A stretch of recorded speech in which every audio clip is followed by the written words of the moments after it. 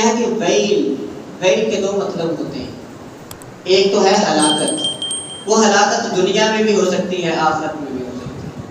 اور ایک مطلب ہے کہ جہنم کا ایک گڑھا ہے، ایک وادی ہے جس کا نام ویل. دونوں میں سے کوئی ایک ہو سکتا ہے. اگر اس طریقے سے ہلاک ہوگا اللہ تعالیٰ کی طرف سے تو بھی تباہی ہی ہے، اگر جہنم میں جائے گا پھر بھی بربادی ہی ہے. آپ کو عیب کسی کا پتہ ہے، فخر سے بتا ہی نہیں، اس کو کہیں کہ بھئی آپ نے یہ برائی تھی، اپنی برائیوں پر قابو پائیں. آپ میں یہ گناہ تھا، آپ اس گناہ سے باز آ جائیں. یہ تشہیر کرنا اور بار بار کرنا، لوگوں کے سامنے اس کو روند ڈالنا، اس کو پتہ بھی نہ ہو پتہ ہے یا نہیں ہے، غلطی ہے یا نہیں ہے،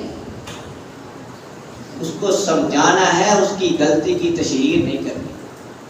اور اگلی آیات ذکر کر چکا ہوں کہ یحسب ان مالہ اخلد کلا لینبذن فی الحطمہ وما ادراک ما الحطمہ. ان ساری چیزوں کے بعد رب تعالیٰ نے ذکر کیا کلا لینبذن فی الحطمہ وما ادراک ما الحطمہ.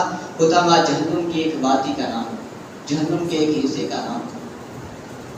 فرمایا تمہیں کیا پتہ ہے، وما ادراک ما الحطمہ، تمہیں کیا خبر ہے کہ حطمہ کیا ہے. نار اللہ الموقدہ، وہ ایسی آگ ہوگی الذی تطلع علی الافئدہ، پاؤں سے نکلے گی دلوں تک آئے گی، ہر چیز جلا دے گی لیکن مرنے نہیں دے گی. تصور کرے ذرا کہ انسان جل رہا ہے لیکن مر نہیں رہا، تکلیف کا اندازہ کیا ہوگا.